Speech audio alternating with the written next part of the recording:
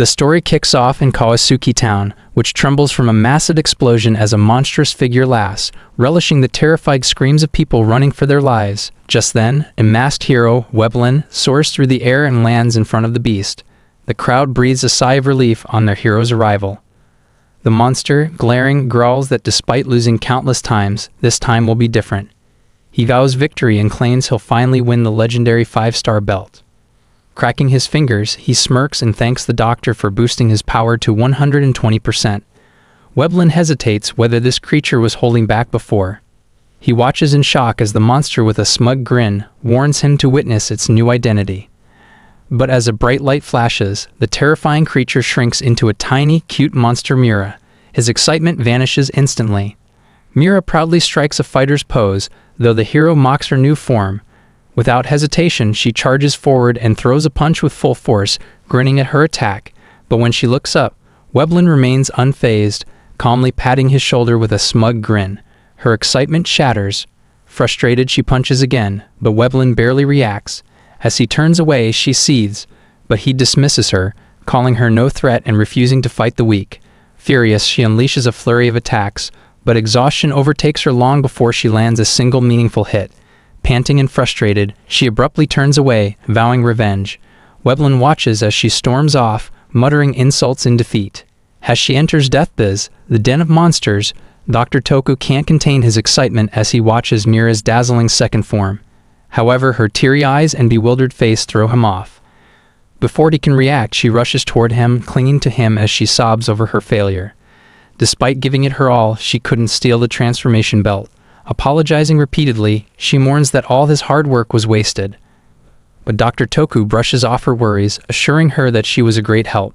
Still confused, she lies in his lap, sniffling as he wipes her nose with a handkerchief unfusing, indeed. Curious, she wonders why she isn't strong enough despite having 120% power. Without hesitation, the doctor corrects her. She's 120% cute, not strong. But if cuteness couldn't win the belt, it meant nothing to her. As he urges her to embrace her beauty, she silently ponders his words. Dr. Toku reveals that she was created as a humanoid weapon to steal the hero's transformation belt. But every time she returned, badly wounded, he treated her injuries. One day, after yet another defeat, he grew frustrated and concerned, deciding to alter her form to protect her from harm. Realizing this, Mira becomes emotional, but even more confused when the doctor explains the hero's weakness. They never harm women, pets, or anything cute. With deep conviction, he insists that humans are drawn to cuteness and calmly suggests she make Weblin fall in love with her. Mira is baffled, but he clarifies that it's only to obtain the belt without risking her safety. Still frustrated, she listens as he shares his failed attempt to ask Weblin for the belt directly. If Weblin falls for her, he will willingly hand it over, allowing them to complete their mission. The belt's power could revolutionize humanity, making even the weak and elderly strong again. Fired up, the doctor declares Weblin the true villain, standing in the way of progress. Despite his excitement, Mira remains doubtful. Weblin was never swayed by her cuteness. Then, suddenly, a horrifying thought strikes her. Is she stuck in this form forever? The doctor casually assures her she can return to her original monster form by cracking her knuckles. Relieved, she clenches her fists, transforming back. Finally understanding the mission, she quickly apologizes before dashing off, ready to lure Weblin toward her as instructed. Back in town, Mira charges toward Weblin, this time wielding Deathbird, the secret weapon of the monster organization. Annoyed by her quick return, Weblin moves toward her, but she slams Deathbird into the ground, warning him that this fight will be different. Silently, she apologizes to Dr. Toku for stealing the weapon. She was created to fight for the transformation belt, not to charm anyone. Gripping Deathbird tightly, she swings it through the air with determination. But the moment her knuckles crack, triggering her transformation back into cute Mira, the massive weapon crashes to the ground. Struggling to lift it, she grows exhausted. He, noticing her struggle, dashes toward her with a concerned warning. This isn't a weapon to take lightly. But for Mira, the real problem is that all her strength has turned into cuteness. As Weblin nears Mira, he suddenly staggers back and crashes into a pillar, shocking everyone. She looks confused, insisting she did nothing, but when he struggles to stand, she proudly claims she must have hit him after lifting the weapon. Amused, he chuckles at her useless effort, making her even more embarrassed by her own weakness. Realizing he still hasn't attacked, she keeps trying, but Weblen easily grabs Deathbird, rests it on his shoulder, and casually declares he's taking it. Watching him walk away so effortlessly, Mira feels a mix of shame and anger. Furious, she dashes toward him, just as the shattered building collapses. Deathbird's earlier impact causes a support beam to crack. Seeing the metal rod falling straight toward her, she freezes in panic. In an instant, Weblen catches her in his arms, shielding her as the rod crashes onto his back. For the first time, his mask slips, revealing his eyes. He looks at her with concern, asking if she's okay. Staring at him with wide, blushing eyes, she hesitates. But as frustration takes over, she angrily stomps away, while Weblen simply smirks, calling it a hero's duty to help. People around stare in shock. The hero just saved a monster. Few of them casually brushes it off, claiming it's only natural when faced with extraordinary cuteness. Mira, on the other hand, feels deeply embarrassed and confused. Born and raised in an evil world, she has never experienced kindness or protection. Her face flushes, her body warms, she assumes it's just a side effect of transformation. When Weblen asks again if she's okay, she quickly turns away, her blush deepening, and warns him to prepare for their next battle before rushing off. As she leaves, Weblen, who seemed composed, suddenly drops to his knees. His heart races uncontrollably, her overwhelming cuteness is too much to handle. He realizes with horror that he might be falling for her, but almost instantly his expression darkens. Love with her would only bring trouble. She could be taken hostage, tortured, or worse. Clenching his fists, he shakes off the thought, forcing himself to see her as an enemy once more. At 7 a.m., Mira wakes to the chirping of birds. On her way to the bathroom, Dr. Toku casually greets her, which she greets him back, but as she glances at the mirror, she freezes, a stranger stares back. Panicked, she races to the doctor, demanding an explanation. He calmly reminds her it's just her second transformation, but she scowls, still uneasy with the change. At breakfast, he repeats her mission, make Weblen fall for her cuteness, and convince him to hand over the transformation belt.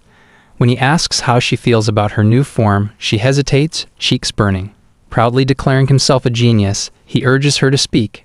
Blushing, she struggles to explain the strange warmth she felt around Weblen.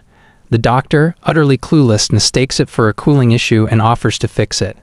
Apologizing for modifying her without warning, he suggests adjustments if she dislikes the form. She quickly waves him off, clapping her hands with a bright smile, assuring him she'll do her best. As she gets ready, doubt lingers. She doesn't want to fight Weblen. But the doctor, excited about making omurice, tells her to come home early. With a mix of reluctance and curiosity, she heads out. In Kawasuki town, Mira watches humans scatter in fear, their panicked screams meant to lure Weblen out. But as time passes with no sign of him, she grows impatient, wondering where he always appears from. Just as frustration sets in, he finally emerges, radiating annoyance at the chaos she caused. The moment she sees him, she activates her transformation fist, instantly shifting into her cutest form with a bright flash. Weblen's irritation deepens as he scolds her reckless destruction, but her innocent confession about only wanting to meet him leaves him momentarily stunned. His body tenses at the overwhelming cuteness, but he quickly suppresses his reaction, ordering her to apologize from the people for the mess. Before he can finish, she bows sweetly, apologizing to the frightened people. Instantly, their fear melts into admiration, forgiving her without hesitation. Weblen stands frozen, utterly baffled by how easily she wins them over. As the townspeople shower her with unexpected warmth, Mira's face flushes red. She feels a strange heat spreading through her body, puzzled by how naturally she follows Weblen's orders, despite him being her enemy. Yet deep down, she finds herself drawn to this unfamiliar sensation. Suddenly, she blurts out a bold request, asking Weblen what would make him happy. His shock is immediate, his suspicion clear as he questions her intentions. Remembering the doctor's plan, to charm him into handing over the transformation belt, she hesitates, but then, with a deep breath and a flushed face, declares her wish to be with him forever, her heart now on his side. Even she is stunned by her own words. But before she can say more, Weblen coldly rejects her, calling their connection unnatural. Yet when she tugs at his coat with wide, innocent eyes, pleading for him to stay, his entire body tenses. Overwhelmed by her sheer cuteness, he collapses to the ground, murmuring weakly about resisting love before losing consciousness. Mira stares at him, utterly baffled. Was her cuteness too powerful or not enough? Back in Monster City, the doctor curiously asks Mira about her day. She excitedly jumps around, sharing her happiness, which eases his worries. But when she suddenly asks about love, he grows suspicious, wondering if it's a malfunction. After some thought, he simply suggests she learn about it herself. Meanwhile, in town, Weblin regains consciousness, surprised to find his belt untouched. Confused, he wonders if her feelings were genuine, but quickly dismisses the thought, reminding himself of her destructive nature. With no time for distractions, he heads home, removes his belt, and hurriedly changes into his school uniform. He's already running late. At the same time, following the doctor's advice, Mira, now dressed in a school uniform, is also on her way to school, ready to uncover the mystery of love. No one, except his family, knows Weblin's true identity. In reality, he is Akamori Haru, an ordinary student. Rushing to school late as usual, his friend Dan teases him by flashing a replica of Weblin's transformation belt, his own creation after 6 months of effort. Shocked, Haru quickly hides it, warning Dan of the disaster if monsters mistake him for the real hero. The mere thought of being caught by Mira makes Dan excited, while he also jokes about wanting a cute monster like her in their class. Both are shocked when the teacher introduces a new transfer student, Monster Mira. The entire class is left in shock and confusion at the sight of Monster joining them as a student. The teacher casually explains that the principal admitted her, clearly charmed by her cuteness. Meanwhile, Haru sinks into his seat about seeing her in class. Mira reflects on her unusual reaction to the doctor's suggestion of enrolling in school to understand love naturally. Though confused, she agrees when he insists, revealing his energy detector has picked up the transformation belt near the school. Her mission is clear: get close, find the hero, and take the belt. Now in class, Mira scans the students, hoping to spot the hero. After the lecture, whispers fill the room about a monster studying among humans, yet as expected, her overwhelming cuteness wins them over. However, irritation flares when some students curiously probe about her horns and transformation. Frustrated, she abruptly stands, uninterested in making friends. She's here for one reason only.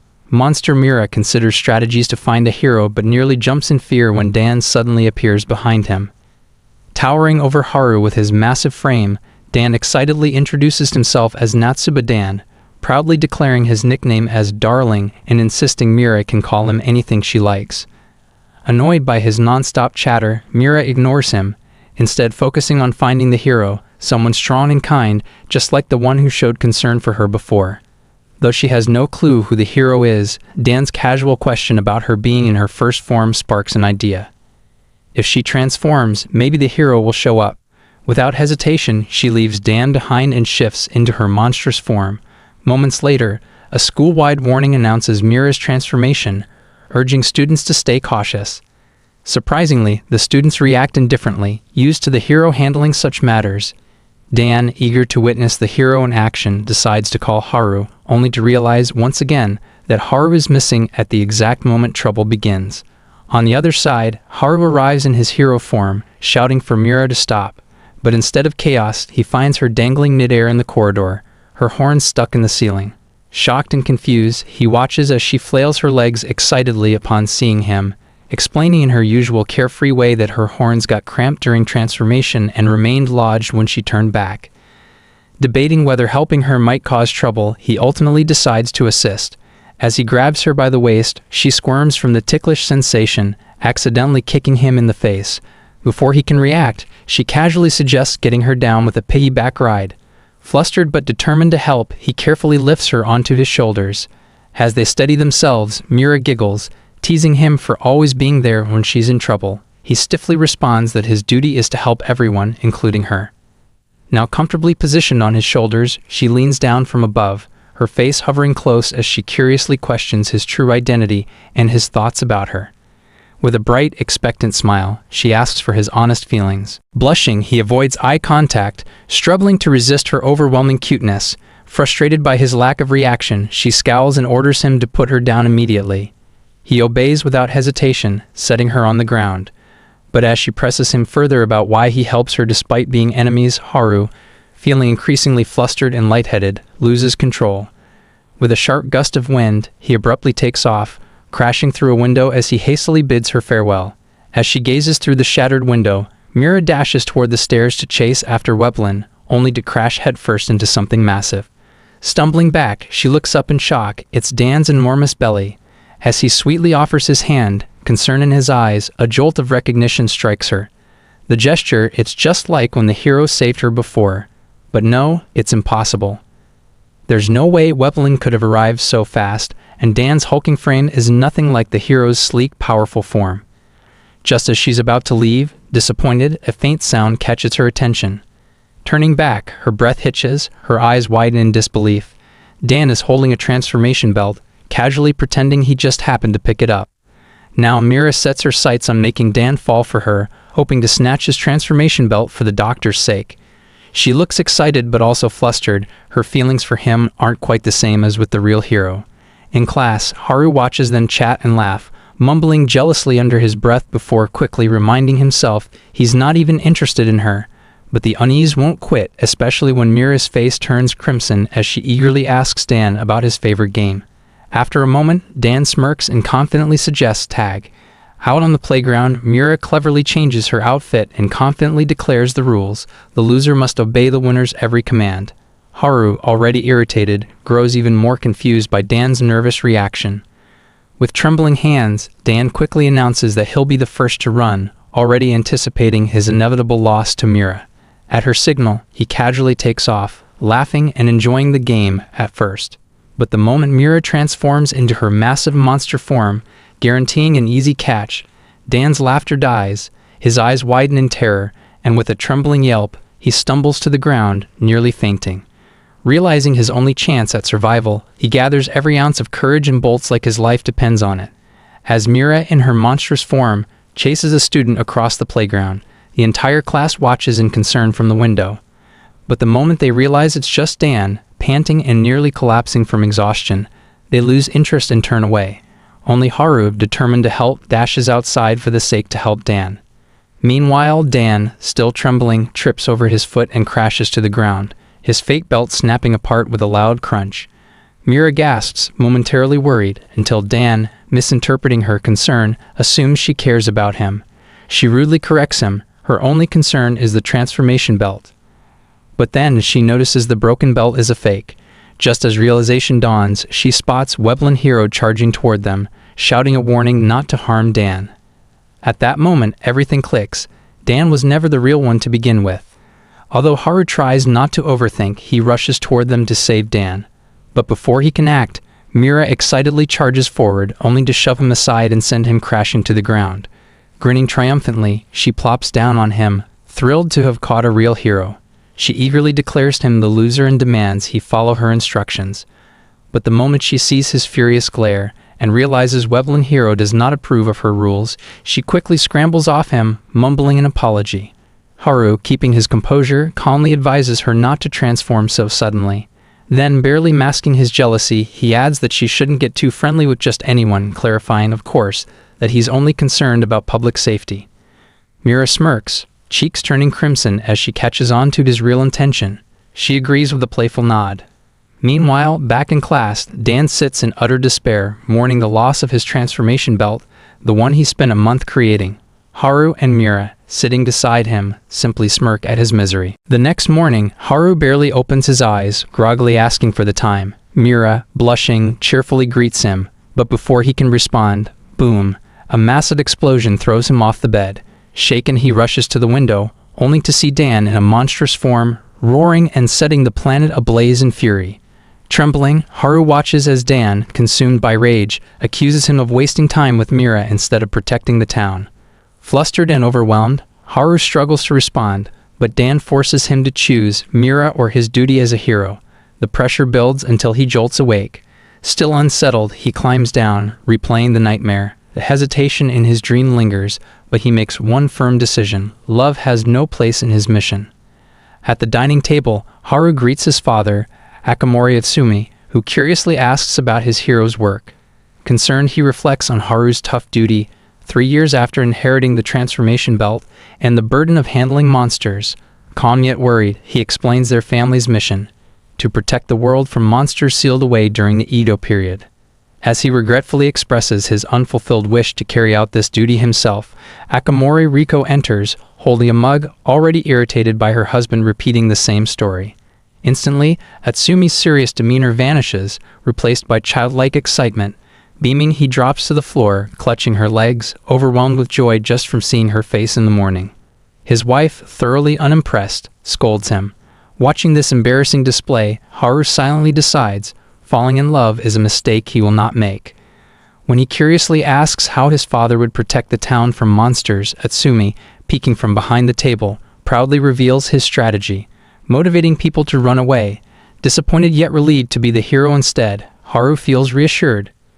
But his shock returns when Atsumi suddenly turns serious, declaring he would sacrifice his life to protect the town, just to make his wife happy.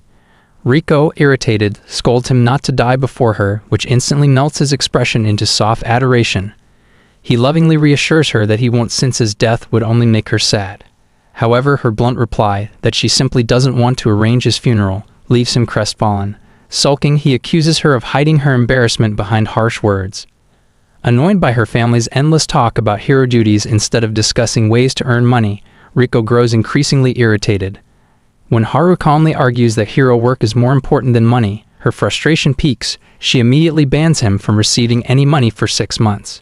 Haru shouts in disbelief, but seeing his mother's serious expression, both father and son quickly bow in gratitude, thanking her for the meal and everything she does, just to calm her down. As Haru steps out for school, he freezes in shock at the sight of Mira standing outside his house. Pushing aside thoughts of his fresh dream, he brushes it off and cheerfully waves, treating her like any other classmate. However, Mira's weirdly indifferent expression catches him off guard. She doesn't recognize him. Realization dawns. In his real form, he's barely had a proper conversation with her. Flustered, he watches as she walks away with an air of indifference.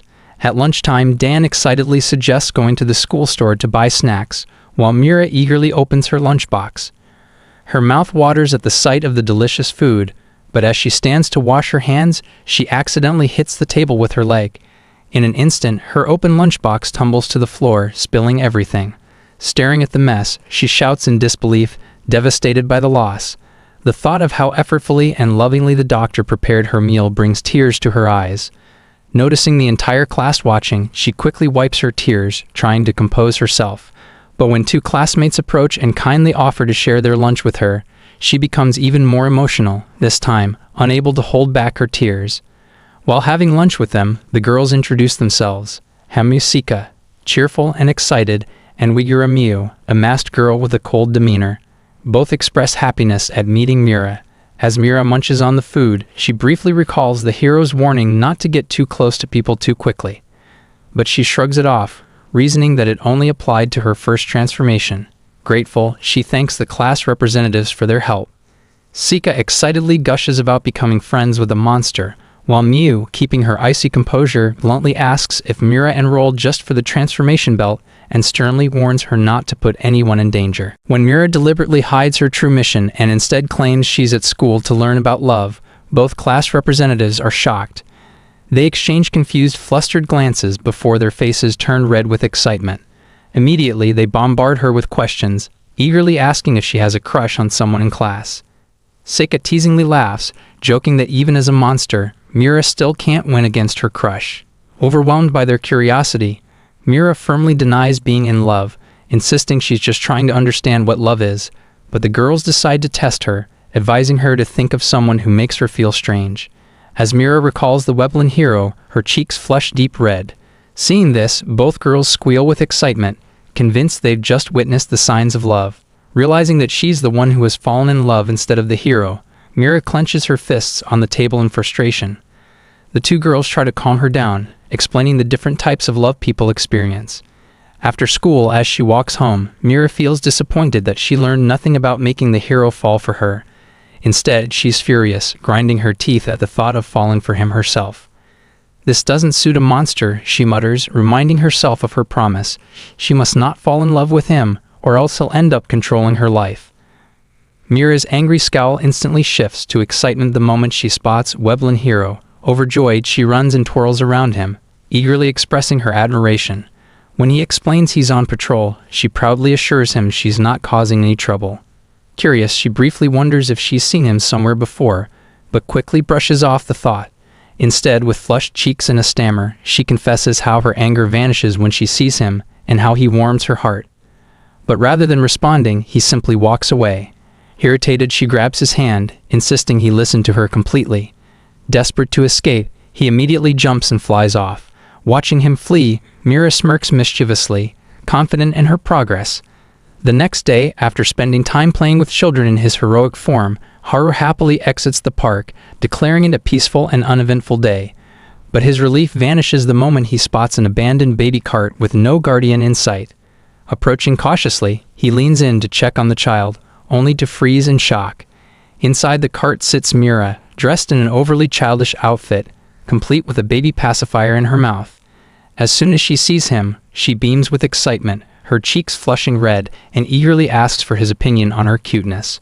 Haru, completely baffled and irritated, demands to know her real purpose.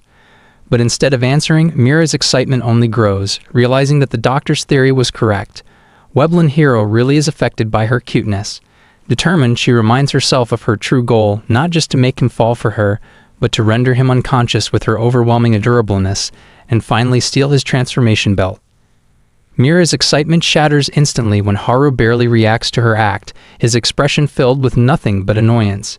Instead of falling for her cuteness, he walks away as if she isn't even there. Fuming, she climbs out of the baby cart, demanding an explanation. When Haru flatly states that her baby outfit is more irritating than cute, her frustration skyrockets. Determined to prove her cuteness, she throws herself onto the ground, pretending to play with a toy while babbling in a baby voice. But instead of being mesmerized, Haru's expression grows even more bewildered. Unwilling to accept defeat, she confidently switches tactics, transforming into an oversized teddy bear outfit. Certain that bears are universally adored, she innocently approaches him, staring up at him with wide eyes. But once again, his unimpressed reaction throws her off. Confused, she demands to know if he secretly hates bears. When Haru denies it, her irritation only intensifies. Finally, exasperated, she orders him to say something. Anything about her new look. Haru hesitates. If he says the wrong thing, she might activate an unknown ability, which could be dangerous. But at the same time, he can't deny it, she actually does look cute. Seeing no reaction from him, Mira's frustration erupts, and she furiously transforms into an even cuter cat costume. Her tail flicks with confidence, eyes gleaming with determination.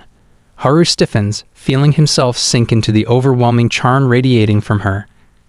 Controlling his emotions becomes a struggle, and he realizes that her cuteness is far beyond his ability to resist. But as she revolts in her display, Mira notices the onlookers whispering and staring. A wave of embarrassment crashes over her. The realization sinks in that desperately seeking human attention is disgraceful for a monster. Her confidence shatters, and she slumps onto the ground, turning her back to everyone in shame. Haru watches her, feeling a strange, unexpected pang of guilt. His duty is to bring happiness, and with that thought, he finally acknowledges what he has been avoiding. She is already cute in her true form. But instead of the reaction he expects, Mira's expression darkens with rage. The words are not what she wanted to hear, and frustration boils over. With a sharp movement, she snatches up her bag, her grip tightening in anger. She storms away, but not before throwing him a seething glare, a silent yet unwavering warning. This is not over, and she will take the transformation belt from him. Haru remains frozen in place, completely flustered, unable to understand what went wrong.